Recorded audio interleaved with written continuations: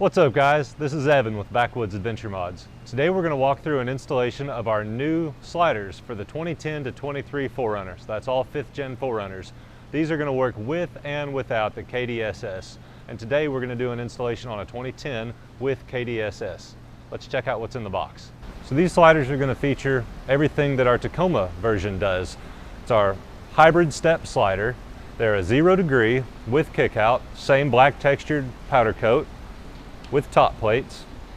They're made from the same 1 3/4 inch DOM tube, 120 wall thickness, with these nice beefy gussets. Also in the box, you'll see a couple brackets that we'll detail during the install, and 2 bags of hardware. The grade 8 hardware attaches the sliders to the frame, and the black hardware attaches the top plates to the sliders. Before we put these on the 4Runner, I'm going to go ahead and install the top plates. It's optional. You can do it now, or you can do it after you've got the sliders bolted on. You might choose to do it later to make the sliders a little bit lighter and easier to install, although these really don't add much weight. I'm going to put them on now so that the sliders look nice and complete for the video. You're going to need a 3/16 hex and a 1/2 inch socket or wrench.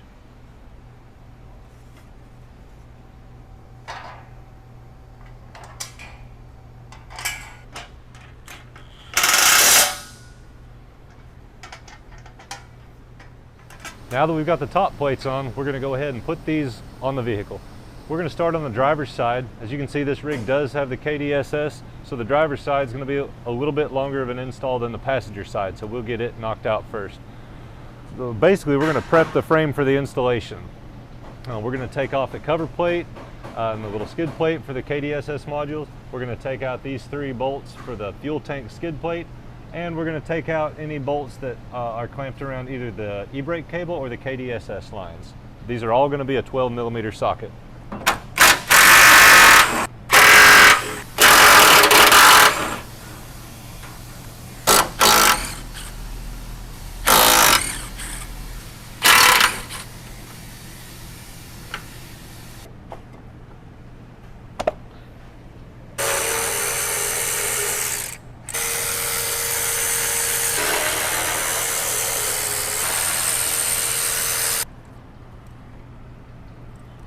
Now we're going to take this pump unit loose. There's 3 bolts. There's these 2 lower ones that you can see pretty easily. The third one is up above this plug. I know it's really hard to see. It goes all the way through the block and into the frame. So it's a really long bolt.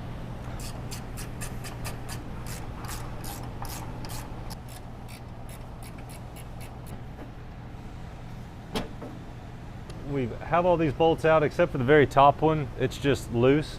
Really all that matters is that you're able to pull all this away from the frame just enough to slide this mounting plate in between the lines and the frame. So a quick note about hardware.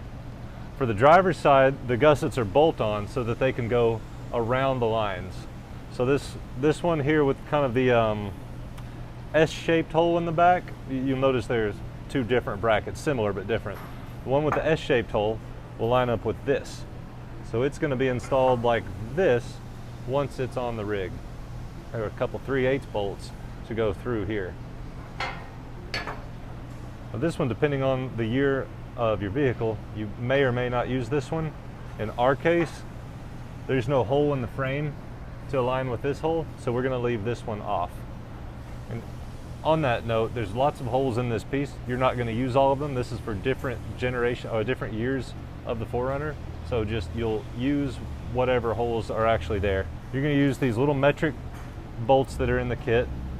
There's 2 that are extra long. The rest are all the same length. So these 2 long ones, they're going to be the ones that go through the material here where it's going to be double thick because of the gusset. So I've got my bolts prepped ahead of time. I did bolt, then lock washer, then flat washer.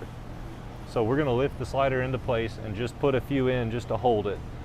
My plan is to start with the bottom and then put a few in the side, but we'll see how it goes when we have it up there. Okay, we had to lift that up off camera. It took both of us, mainly because of the fuel tank skid plate. So next time I might take another bolt or 2 out of the skid plate.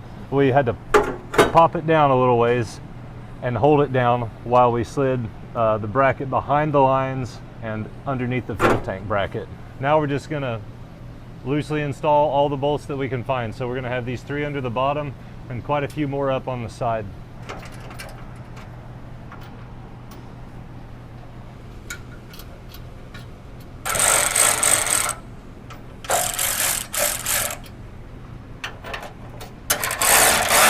Okay, we've put in all the bolts that there are threaded holes for, and it will vary depending on which year you have, but here's what we did on this 2010.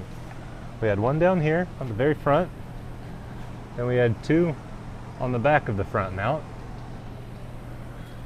Then on the rear mount, the big mount, we had all 3 on the bottom. We had this front lower one. The next 2 kind of about halfway up. One here by the last tube.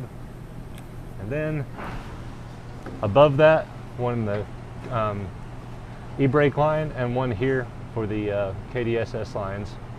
And also, we bolted in the gusset with the 3/8 bolts to the side of the brace.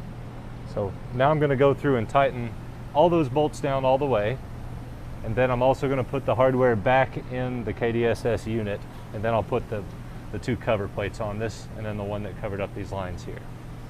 Quick note, the new hardware is 13 millimeter. It'll use a 13 millimeter wrench, whereas the OEM used a 12, so switch it up for this one. I'm going to start at the front and work my way back.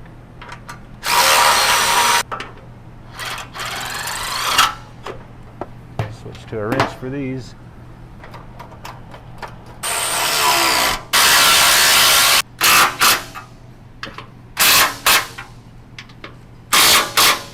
Alright, now I'm going to put the bolts back in this unit. Back to a 12 for these.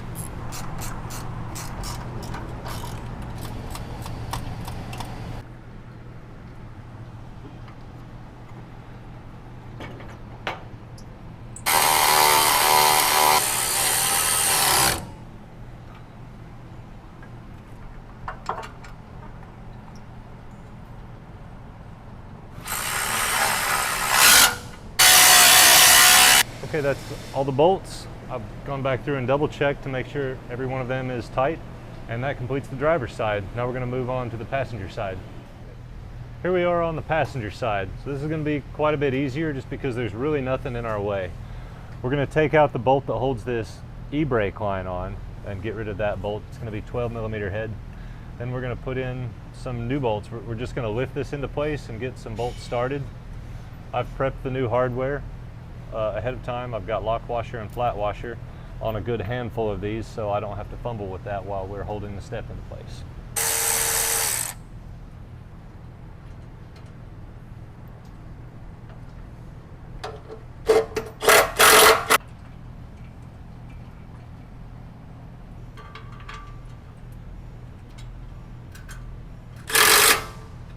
And now I'm just going to look for anywhere where the holes line up. You're not going to use all of these holes, depending on which year your 4Runner is, but we've got quite a few that do line up.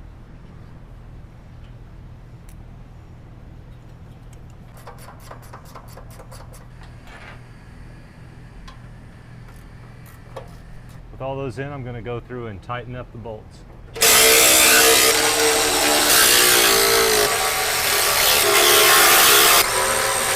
Get the rest of them with a wrench.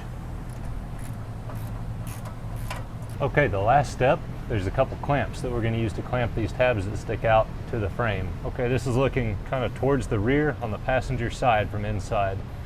So this big bracket has 2 little tabs that stick out with a hole in it, and each of those tabs coincides with this little square sticker on the frame. So we're going to peel those off. One of them's beside the muffler and harder to see, so I'm going to do the front one first. Oh, it's not a sticker, it's a little plug, I guess. Either way, we don't need it.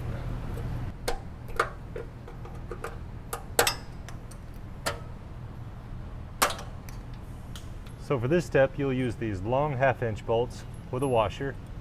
And the way this clamp works is you'll put the bolt with washer up from the bottom, this sleeve over it, and then this little bent piece is going to go inside that square hole in the frame. And when we put the other washer and nut on this and clamp it down, it's going to squeeze the bottom of this rock slider to the bottom of the frame. 3/4 inch socket or a wrench. Same thing on the back. Okay, so we finished up the passenger side by double checking that all the bolts and clamps were tight, and that wraps it up. So this has been the installation of our new 5th gen rock sliders, and I appreciate you guys watching. If you have any questions, feel free to reach out to us at backwoods adventuremods.com.